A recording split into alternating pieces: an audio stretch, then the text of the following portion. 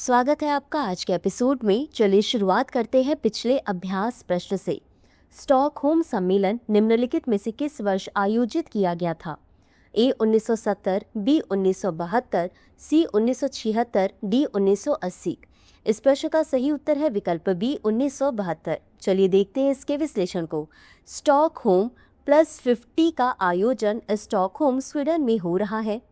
यह मानव पर्यावरण पर वर्ष 1972 के संयुक्त राष्ट्र सम्मेलन स्टॉकहोम सम्मेलन के रूप में जाना जाता है कि 50वीं वर्षगांठ का उत्सव है। तो चलिए शुरुआत करते हैं आज के एपिसोड को पहले प्रश्न से। पुरंदर की संधि निम्नलिखित में से किस किस के बीच हुई थी? ए औरंगजेब शिवाजी, बी जयसिंह शिवाजी, सी शाइस्ता खां शाहजी, डी शिवाजी संभाजी। इस प्रश्न का सही उत्तर है विकल्प बी जयसिंह शिवाजी। चलिए देखते हैं इसके विश्लेषण को। 1665 ईस्वी में मराठा शासक शिवाजी और मुगल सम्राट औरंगजेब के विश्वास पात्र सलाहकार जयसिंह के बीच बातचीत हुई। इस बातचीत का परिणाम पुरंदर की संधि के रूप में सामने आया। अगला प्रश्न है, मुगल काल में औरंगजेब ने स्वराज शब्द किसके लिए प्रयोग किया था? ए राजपूतों द्वारा स्थापित राज्य, बी मराठों द्वारा स्थापित राज्य, सी मुगल सेना द्वारा जीते गए दक्षिणी राज्य, डी खानजातों द्वारा विजित क्षेत्र। इस प्रश्न का सही उत्तर है विकल्प बी मराठों द्वारा स्थापित राज्य। चलिए देखते हैं इसके विश्लेषण को। औरंगजेब ने मराठों द्वारा स्थापित राज्य के लिए स्वराज शब्द का प्रयोग किया था। इस शब्द का प्रयोग सबसे पहले मराठा इतिहासकारों द्वारा किया गया था। मराठा इतिहासकारों ने स्वराज शब्द का उपयोग विशेष रूप से शिवाजी द्वारा स्थापित राज्य के संदर्भ में किया था। अगला प्रश्न है, मलिक अंबर के संबंध में कौन सा कथन सही नहीं है? ए इसने दक्कन में मुगल सेना का नेतृत्व किया था, बी मलिक अंबर ने इजारा प्रथा को समाप्त कर दिया था, सी इसने जब्ती प्रणाली लागू की थी, डी इसने राजधानी खिड़की पर कब्जा किया। इस प्रश्न का सही उत्तर है विकल्प ए। चलिए देखते हैं इसके विश्लेषण को। दक्कन के प्रभावशाली सैन्य और राजनीतिक नेता मलिक अंबर ने मुगलों के दक्षिण में विस्तार को रोकने के लिए संगठित प्रयास किए। इस प्रयास में मलिक अंबर ने मराठों को साथ लिया और उन्हें मुगलों के विरुद्ध संगठित होने में सहयोग दिया। मलिक अंबर की रणनीति और मराठों के सहयोग से मुगलों को पराजित किया गया, जिससे मराठों का आत्मविश्वास और सैन्य प्रभाव क्षेत्र में बढ़ा। अगला प्रश्न है, दक्षिण भारत के किस शासक ने शाहजहां के अहदनामा या संधिपत्र पर हस्ताक्षर किए थे? ए फतेह खां, बी इब्राहिम आदिल खान, सी अली आदिल शाह, डी जाधव राय। इस प्रश्न का सही उत्तर है विकल्प सी अली आदिल शाह। चलिए देखते हैं इसके विश्लेषण को। बीजापुर के शासक आदिल शाह ने मुगल सम्राट शाहजहां के साथ एक संधि पत्र पर हस्ताक्षर किए थे। इस संधि से पहले आदिल शाह ने अपने दरबार में मौजूद मुगल विरोधी गुट के नेताओं को अपदस्थ कर दिया था। इन अपदस्थ और मारे गए नेताओं में मुरारी पंडित भी एक प्रमुख व्यक्ति थे। अगला प्रश्न है, निम्न में से किस बहमनी सुल्तान ने महमूद गवान को मालिक उर तुज़्ज़ार की उपाधि से सम्मानित किया? ए अहमद शाह बहमनी, बी अलाउद्दीन हसन, सी फिरोज शाह बहमनी, डी देवराय द्वितीय।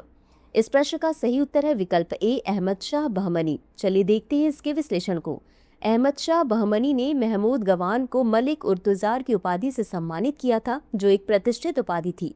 महमूद गवान मूलतः ईरानी था और बहमनी साम्राज्य में व्यापार व वाणिज्य का प्रमुख अधिकारी था। उसी के नेतृत्व में बहमनी सेना ने डाभोल और गोवा जैसे क्षेत्रों तक अपने साम्राज्य का विस्तार किया था। अगला प्रश्न है, विजयनगर में कुरौवे संबंधित था? ए चावल की एक किस्म, बी सैन्य व्यवस्था, सी भूमि मापने का यंत्र, डी इनमें से कोई नहीं। इस प्रश्न का सही उत्तर है विकल्प ए चावल की एक किस्म।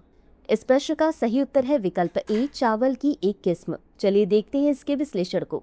विजयनगर की कर व्यवस्था कई भागों में बटी थी, जिसमें 1/3, 1/4, 1/6 आदि भाग शामिल थे। उसमें कुरौवे एक प्रकार का चावल था, जिसे सर्दी के मौसम में उगाया जाता था और उपज का 1/3 भाग कर रूप में देना अनिवार्य था।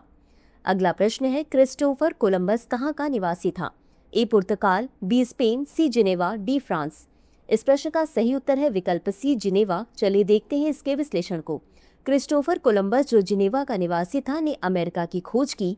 यद्यपि वह वहां पहुंचने वाला प्रथम व्यक्ति नहीं था, उसने अमेरिका की 4 बार यात्रा की और हिस्पानियोला द्वीप पर बस्ती बसाने का प्रयास किया।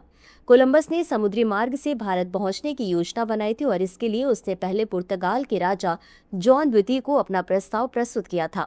हालांकि उसका लक्ष्य भारत पहुंचना था, लेकिन संयोगवश वह अमेरिका के तटों तक पहुंचा और इस प्रकार अमेरिका की खोज का श्रेय उसे मिला। अगला प्रश्न है, किस गुजराती पायलट ने वास्को डिगामा का कालीकट तक मार्गदर्शन किया था? ए. अब्दुल मजीद, बी. इलियास खां, सी. अलाउद्दीन हुसैन, डी. गयासुद्दीन आजम शाह। इस प्रश्न का सही उत्तर है विकल्प ए. अब्दुल मजीद। चलिए देखते हैं इसके विश्लेषण को। 1498 ईस्वी में प्रसिद्ध पुर्तगाली नाविक वास्को डिगामा समुद्री मार्ग से भारत पहुंचा। वह 2 जहाजों के साथ भारतीय पश्चिमी तट पर स्थित कालीकट पहुंचा था। इस समुद्री यात्रा में उसका मार्गदर्शन एक गुजराती मुस्लिम यात्री अब्दुल मजीद ने किया था, जिसने उसे भारत तक पहुंचने में सहायता की। इसी के साथ अंत में देख लेते हैं आज के अभ्यास प्रश्न को। निम्नलिखित कथनों पर विचार कीजिए। 1. माइक्रोप्लास्टिक जलीय वातावरण में विषैले रसायनों और रोगाणुओं के वाहक के रूप में कार्य कर सकते हैं, जिससे पारिस्थितिकी और स्वास्थ्य संबंधी जोखिम बढ़ सकते हैं। 2. नैनोप्लास्टिक्स जो माइक्रोप्लास्टिक्स से छोटे होते हैं, जैविक झिल्लियों को पार कर सकते हैं तथा मानव रक्त एवं प्लेसेंटल ऊतकों में पाए जाते हैं। उपर्युक्त कथनों में से कौन सा या कौन से सही नहीं है या नहीं है? ए केवल 1, बी केवल 2, सी 1 और 2 दोनों, डी न तो 1 और न ही 2। इस प्रश्न का उत्तर कमेंट बॉक्स में जरूर दें। आज के लिए बस इतना ही। धन्यवाद। डियर व्यूअर्स, अपने एग्जाम की तैयारी को और बेहतर करने के लिए हमारे चैनल को लाइक, शेयर और सब्सक्राइब करना न भूलें।